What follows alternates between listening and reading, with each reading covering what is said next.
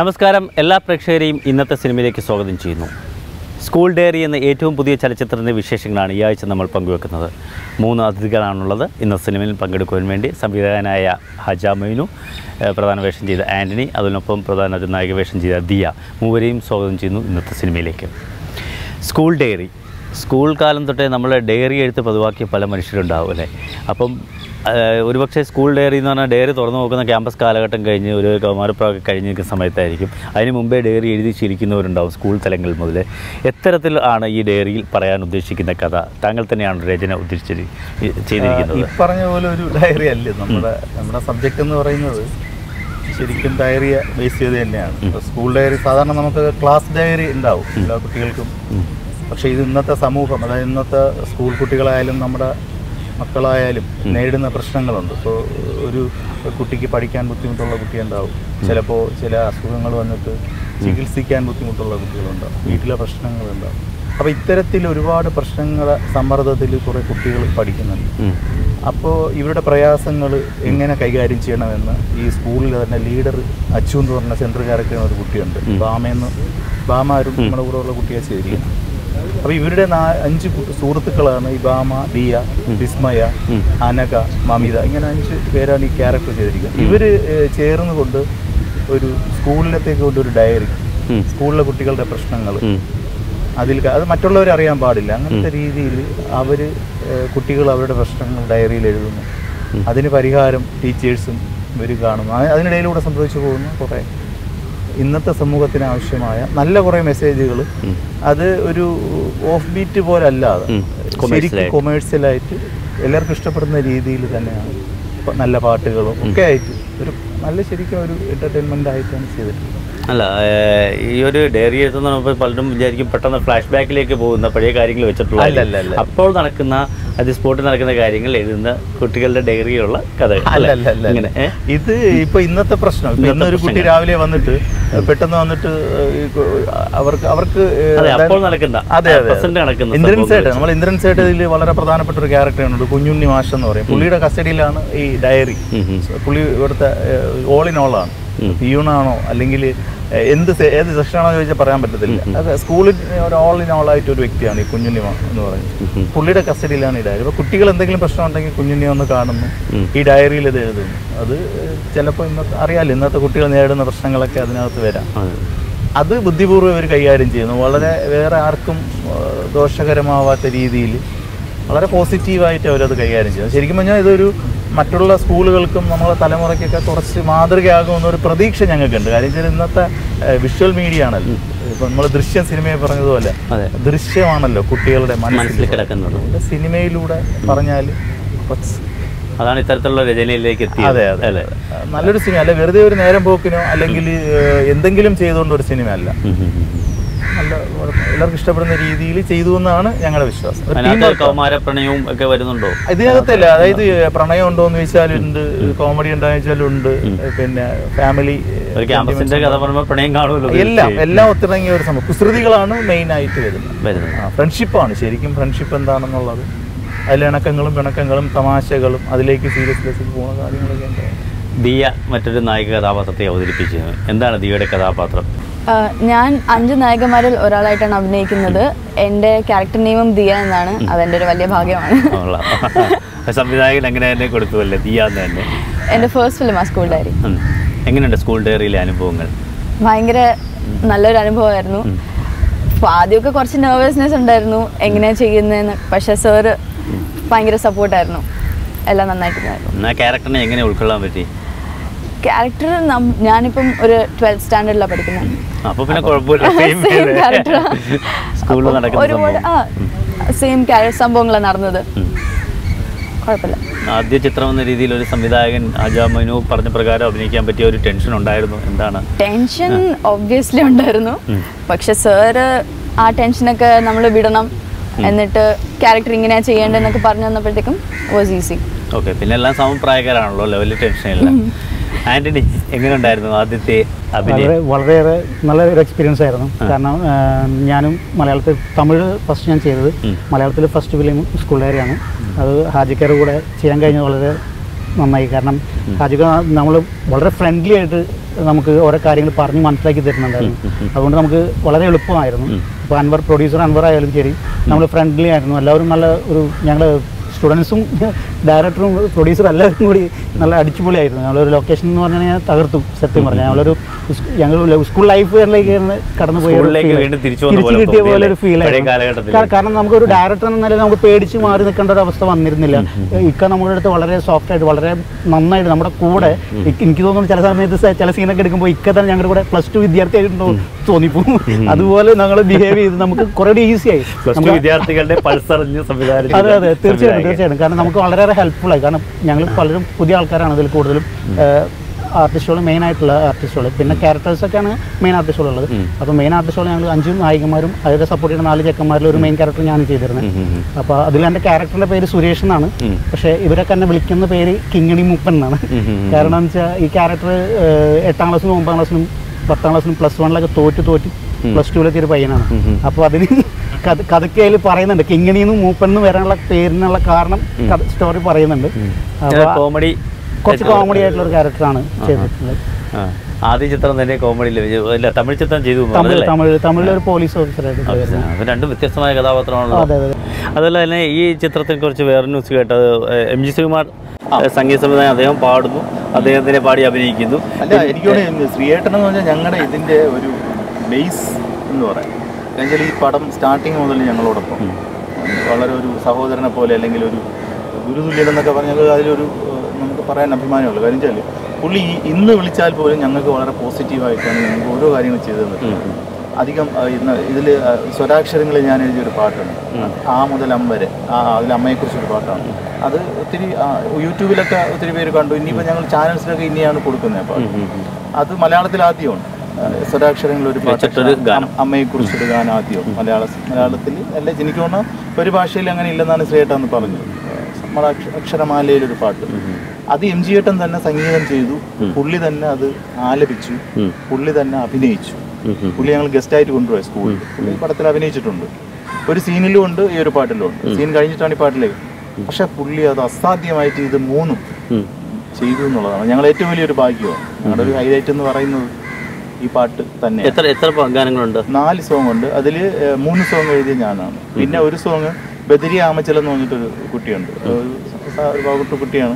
ആ കുട്ടി ഇതിൽ നല്ലൊരു സോങ് എഴുതിയിട്ടുണ്ട്. ബാക്കി 3 പാട്ടും പാടിയത് നയന നായരാണ്.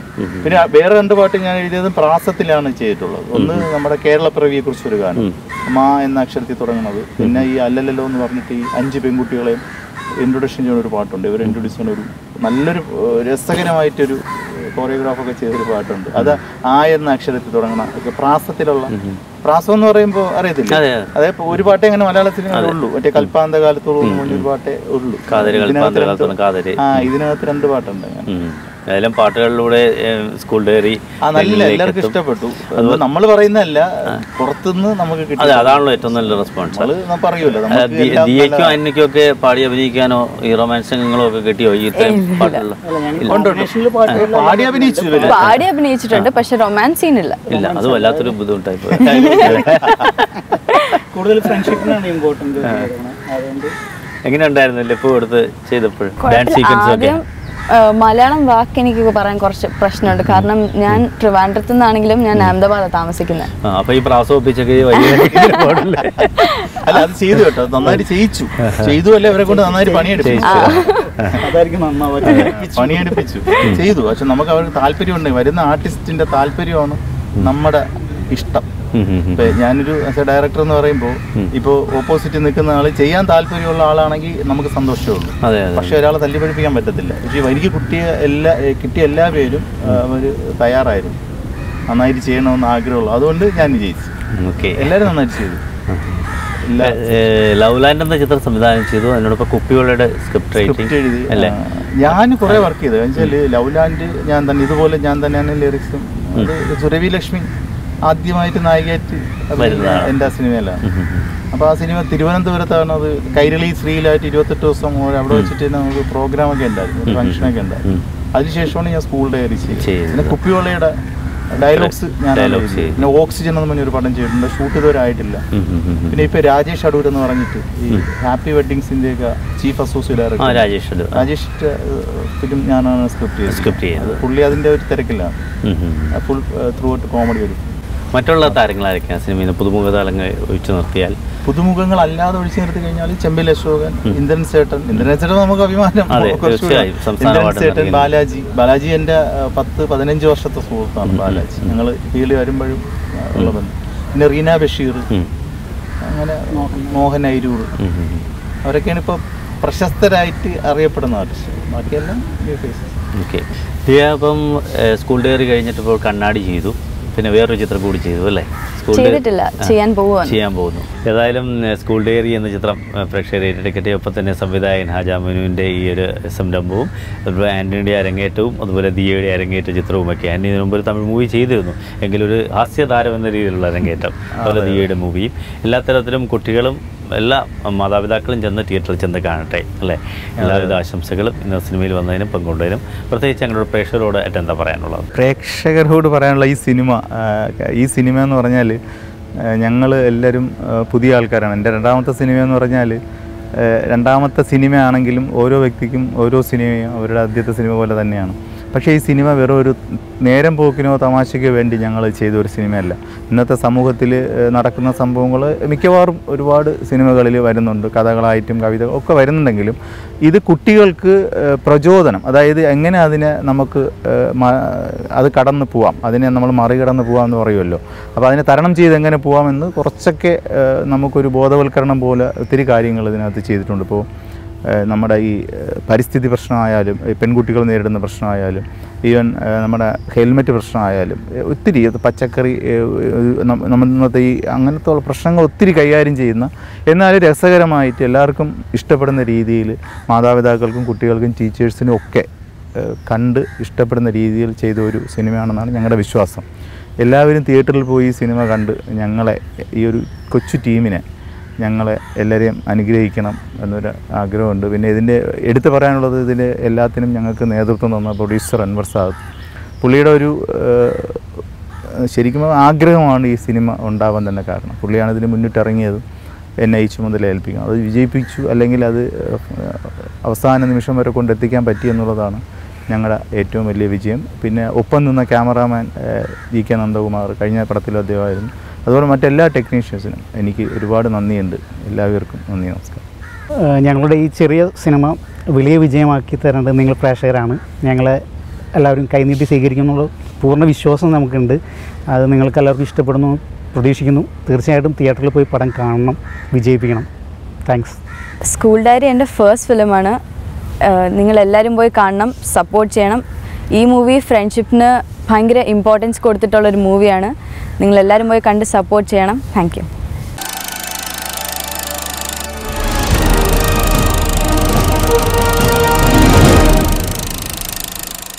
ഇന്നത്തെ സിനിമയിൽ നമ്മൾ സ്കൂൾ ഡയറി എന്ന പുതിയ ചലച്ചിത്രത്തിൻ്റെ വിശേഷങ്ങളാണ് പങ്കുവച്ചുകൊണ്ടിരിക്കുന്നത്. 3 അതിഥികൾ കൂടിയുണ്ട്. പ്രധാന വേഷം ചെയ്ത നൗഫൽ നടൻ, നായികയായ ഭാമ, അതോടൊപ്പം തന്നെ ഗൗതം. മൂവരെയും സ്വാഗതം ചെയ്യുന്നു ഇന്നത്തെ സിനിമയിലേക്ക്. നൗഫലിൻ്റെ ആദ്യ ചലച്ചിത്രമാണോ സ്കൂൾ ഡയറി? അല്ല, ഇതെൻ്റെ രണ്ടാമത്തെ ഫിലിമാണ്. എൻ്റെ ആദ്യത്തെ പടം ലവ് ലാൻഡ് ആയിരുന്നു. ഫ്ലാഷ് ബാക്ക് ഹീറോ ആയിട്ടാണ് ചെയ്തത്. ഈ ഹജാമനു ആദ്യ സംവിധാനം? അതെ, പുള്ളിയുടെ ആദ്യത്തെ സിനിമയായിരുന്നു. ഇതിപ്പോൾ രണ്ടാമത്തെ ഫിലിമാണ് സ്കൂൾ ഡയറി.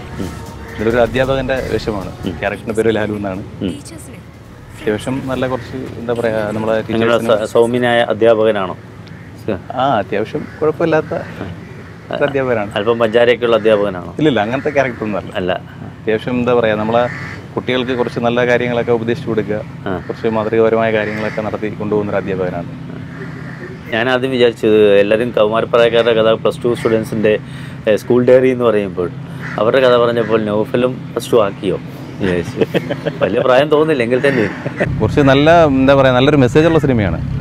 നമുക്ക് ഇന്ന് ഇപ്പം സമൂഹത്തിൽ നടന്നുകൊണ്ടിരിക്കുന്ന കുറേ പ്രശ്നങ്ങൾ, അതായത് തെറ്റിദ്ധാരണയുടെ പേരിൽ കുറേ കുട്ടികളെ നമ്മൾ മോശക്കാരാക്കുക, അല്ലെങ്കിൽ കുട്ടികൾ വന്ന് വീട്ടിൽ പറയുമ്പോൾ അധ്യാപകർ ടീച്ചർമാരെ മോശക്കാരായിട്ട് കാണുക, അതെങ്ങനെ സംഭവിക്കുന്നു എന്നും അതെങ്ങനെയൊക്കെ ഇല്ലാതാക്കുന്നു എന്നൊക്കെ നമുക്ക് മനസ്സിലാക്കാൻ പറ്റുന്ന കുറേ സംഭവങ്ങൾ അതിനകത്ത് ഉൾപ്പെടുത്തിയിട്ടുണ്ട്.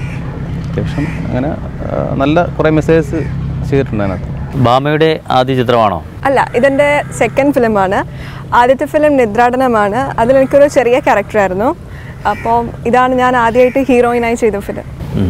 എങ്കിലും ഒരു ഹീറോയിനായിട്ട് വിളിക്കുമ്പോൾ സ്കൂൾ ഡയറി എന്ന ചിത്രത്തിൽ സ്കൂൾ തലത്തിലാണോ പഠിക്കുന്നത്? അതെ, ഞാൻ ഫിലിമിൻ്റെ ഷൂട്ട് നടക്കുന്ന സമയം ഞാൻ സ്കൂളിലായിരുന്നു. സ്കൂളിൽ +2. യെസ്. അപ്പോൾ ആ തരത്തിലുള്ള കഥാപാത്രം തന്നെ കിട്ടിയതല്ലേ? അതെ. എങ്ങനെയുണ്ടായിരുന്നു ഈ കഥാപാത്രത്തെ വിളിച്ചപ്പോൾ? എങ്ങനെയാണ് തയ്യാറെടുപ്പുകളൊക്കെ എങ്ങനെയായിരുന്നു? വിളിച്ച സമയത്ത് ആക്ച്വലി ഭയങ്കര ത്രിൽഡായിരുന്നു.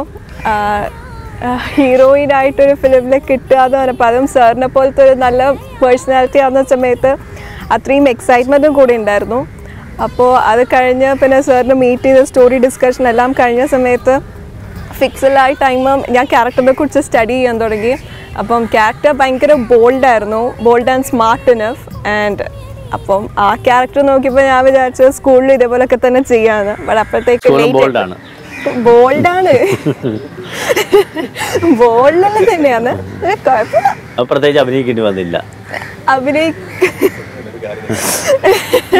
കുറച്ചൊക്കെ ചെയ്യേണ്ടി വന്നു. അത് ആദ്യമായിട്ടൊരു ഹീറോയിൻ എന്ന് പറഞ്ഞൊരു ആ ഒരു പോസ്റ്റിലേക്ക് നമ്മൾ ഫസ്റ്റ് ആക്ട് ചെയ്യുന്നൊരു മൂവി അല്ലേ.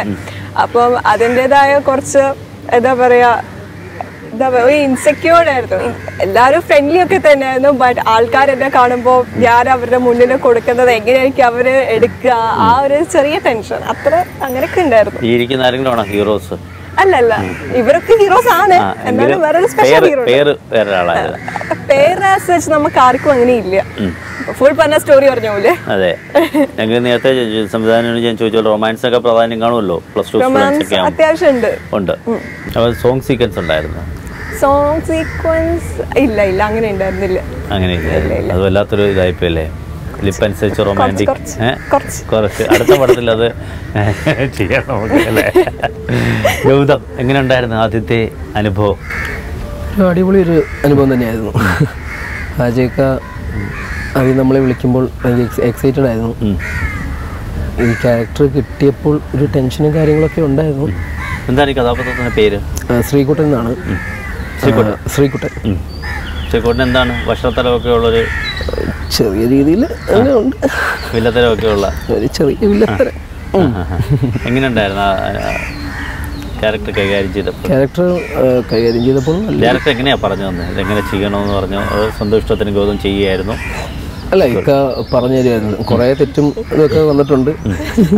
അപ്പോൾ അതിൻ്റെ ഒരു സംഭവം അതിനകത്ത് സംഭവിച്ചിട്ടുണ്ട്. ചെറിയൊരു ഒന്നും പറയാം. റീടേക്ക് വല്ലതും വേണ്ടി വന്നു? അല്ല, ബാബ ചിരിക്കുന്നത് കേട്ടപ്പോൾ. റീടേക്കിൻ്റെ പറയുകയാണെങ്കിൽ നല്ലോണം വന്നിട്ടുണ്ട്. അതെ, നല്ലോണം പറക്കിയിട്ടുണ്ട്. കേട്ടോ? എന്തോ വഴക്കും കേട്ടോന്ന്? അല്ല, അതൊരു ഫസ്റ്റ് സീനിൽ ടെൻഷൻ കാരണം അത്യാവശ്യം കുറച്ച് പ്രശ്നമൊക്കെ ഉണ്ടായിരുന്നു. പിന്നെ കാര്യം പറഞ്ഞു കൊടുത്തപ്പോൾ ഡയറക്ടർ സാർ വന്ന് കാര്യം പറഞ്ഞപ്പോൾ പിന്നെ പുള്ളിക്ക് അതിൻ്റെ ഐഡിയ പിടിക്കും. പിന്നെ കുഴപ്പമില്ലാണ്ട് ചെയ്തു. നല്ല ടെൻഷനൊക്കെ മാറി. അപ്പോഴത്തേക്കും ടെൻഷനൊക്കെ ആദ്യം നമുക്ക് ക്രൗഡ് ഉള്ള സ്ഥലത്തായിരുന്നു കിട്ടിയത്. അപ്പോഴത്തേക്ക് ക്രൗഡെല്ലാം കൂടിയപ്പോഴും ഡയറക്റ്റ് അങ്ങനെ സീക്വൻസ് കൊടുത്തതായിരിക്കും. ഫസ്റ്റിലെ ഒരു അറപ്പുണ്ടായിരുന്നു ക്രൗഡ് കണ്ടപ്പോഴത്തേക്കൊരു. കാരണം അത് കൊച്ചിലോട്ടുള്ളൊരു ആഗ്രഹം നമുക്ക് ഈ ഒരു ഫീൽഡും കാര്യങ്ങളും സിനിമ കാണും. അപ്പോൾ ഇതൊക്കെ ചെയ്യാൻ കയറി വന്നപ്പോഴാണ് അറിഞ്ഞത് ഇനി ഇത്രയും ടഫ് ഉണ്ട് എന്നുള്ളത്. അല്ല, വേറെ ഫിലിം കൂടി ചെയ്തില്ല? ഞാനിപ്പോൾ രണ്ടാമത് ചെയ്തത് ഇപ്പം അഷ്കർ സൗദാൻ മമ്മൂക്കയുടെ സഹോദരിയുടെ മോൻ അഭിനയിച്ച ഒരു ഫിലിമാണ് ചെയ്തത്. അഷ്കർ സൗദാൻ ഈ ചിത്രത്തിലുണ്ട്. ഞങ്ങളുടെ കൂടെ ഒരു അധ്യാപകനായിട്ട് നല്ല രീതിയിൽ എന്താ പറയുക ഒരു ഇൻസ്പിറേഷൻ തന്നൊരു വ്യക്തിയാണ് അഷ്കർ സൗദാൻ. വളരെ നല്ല രീതിയിൽ തന്നെ ഞങ്ങളോട് ഉണ്ടായിരുന്നൊരു ഏറ്റവും ഒരു എന്താ പറയുക ഒരു നല്ല ഫ്രണ്ട് എന്നുള്ള രീതി തന്നെ നല്ല രീതിയിൽ ചെയ്തു. വേറെ എന്താ ജോലി ചെയ്യുന്നത്? വേറെ എനിക്കൊരു ഷോപ്പുണ്ട് കൊല്ലത്ത്, മൊബൈൽ ഫോണിൻ്റെ സർവീസ് സെൻ്റർ. അതിൽ നിന്നാണ് കടയടച്ചിട്ടാണ് അഭിനയിക്കാൻ പറ്റുന്നത്. ഇതും കൂടെ ഇങ്ങനെ രണ്ടും കൂടെ മെയിൻറ്റെയിൻ രണ്ടും കൂടെ ഞങ്ങൾ കൊണ്ടുപോകുന്നു. ഫാമിലിയൊക്കെ ഇങ്ങനെ സപ്പോർട്ടാണോ? സപ്പോർട്ടാണ്, കുഴപ്പമൊന്നും. ബാമയുടെ ഫാമിലി എങ്ങനെയാണ്? പപ്പ ഭയങ്കര സപ്പോർട്ടിങ് ആണ്, അമ്മയും സപ്പോർട്ടിങ് ആണ്. പക്ഷെ അതൊന്ന് ഫോഴ്സ് ചെയ്ത് സമ്മതിപ്പിച്ചെടുക്കണം. പിന്നെ എൻ്റെ ഒരു സിസ്റ്റർ ഉണ്ട്, എൽഡർ സിസ്റ്റർ ആണ്. സോ ആൾക്കും അങ്ങനെ ഇഷ്ടമൊന്നുമല്ല. ആള് ഭയങ്കര സ്റ്റുഡിയോസ് ടൈപ്പാണ്. ആളിപ്പോ BDS ചെയ്തോണ്ടിരിക്കും ഇന്ന് മാഹിയില്. അപ്പോൾ ആൾ ഒബ്വിയസ്ലി ആ ഒരു സ്റ്റുഡിയോസ് ലൈനിലേക്കല്ലേ പോകുള്ളൂ. ഞാൻ നേരെ ഓപ്പോസിറ്റ് ആണ്. ഞാൻ അങ്ങനെ ഒന്ന് പോകുന്ന ടൈപ്പല്ല.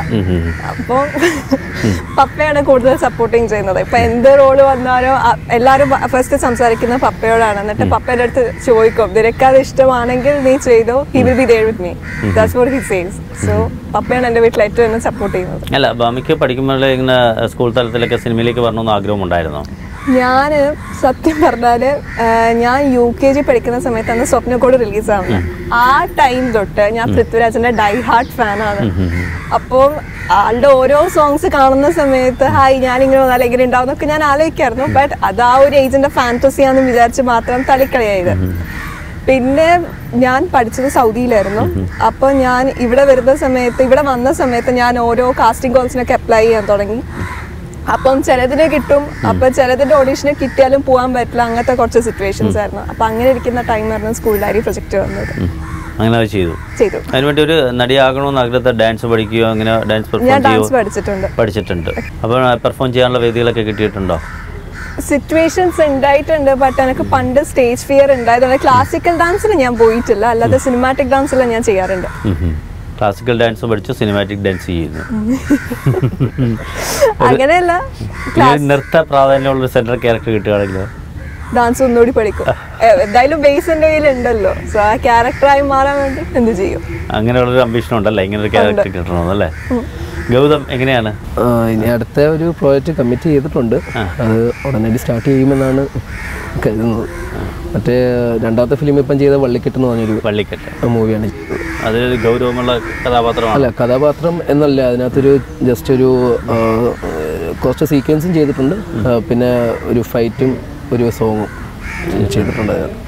ഇപ്പോൾ നഫൽ സ്കൂൾ ഡയറിയിലെ ലൊക്കേഷനൊക്കെ എവിടെയായിരുന്നു? ലൊക്കേഷൻ നമ്മളെ തിരുവനന്തപുരം, മെയിൻ തിരുവനന്തപുരം തന്നെയാണ്. പിന്നെ കുറച്ച് തമിഴ്നാട് ഷൂട്ട് ചെയ്തിട്ടുണ്ട്. അല്ലാതെ മെയിൻ 2 സ്ഥലങ്ങൾ തന്നെയാണ്. സ്കൂൾ കേന്ദ്രീകരിച്ചാൽ സ്കൂളും അത്യാവശ്യം അതിനുമായി ബന്ധപ്പെട്ട മറ്റ് ഔട്ട്സൈഡും ഒക്കെ കുറച്ച്. അല്ല, മറ്റ് സ്ഥലങ്ങളിൽ ദൂരോട്ടൊന്നും അങ്ങനൊന്നും ചെയ്യേണ്ടി പോയില്ല. മറ്റുള്ള ഭാമ എങ്ങനെ ഉണ്ടായിരുന്നു? മറ്റുള്ള ആർട്ടിസ്റ്റുകളുമായിട്ട് കുറേ സീനിയർ താരങ്ങളൊക്കെ അഭിനയിച്ചിട്ടില്ലേ? എക്സ്പീരിയൻസ് ആയിരുന്നു കിട്ടിയത്. ഇന്ദ്രൻ ചേട്ടനൊക്കെ ഉണ്ടായിരുന്നു നമ്മുടെ കൂടെ. അപ്പം സ്റ്റേറ്റ് അവാർഡ് വിന്നർ. അപ്പം സാറിൻ്റെ കൂടെ ഇപ്പം തന്നെ എന്താ പറയുക, സ്ക്രീൻ സ്പേസ് ഷെയർ ചെയ്യാന്ന് പറഞ്ഞാൽ തന്നെ അത് ഏറ്റവും വലിയൊരു ലക്കാണല്ലോ, പ്രത്യേകിച്ച് നമ്മളിപ്പോൾ പുതിയതായി വരുന്ന ന്യൂ കമേഴ്സിന്. സോ അത് അത്രയും നല്ല ഹാപ്പി ന്യൂസ് ആയിരുന്നു. സാറിന് അവാർഡ് കിട്ടിയെന്ന് അറിഞ്ഞതും നമുക്ക് സാറിൻ്റെ കൂടെ ആക്ട് ചെയ്യാൻ പറ്റിയെന്ന് അറിഞ്ഞതും.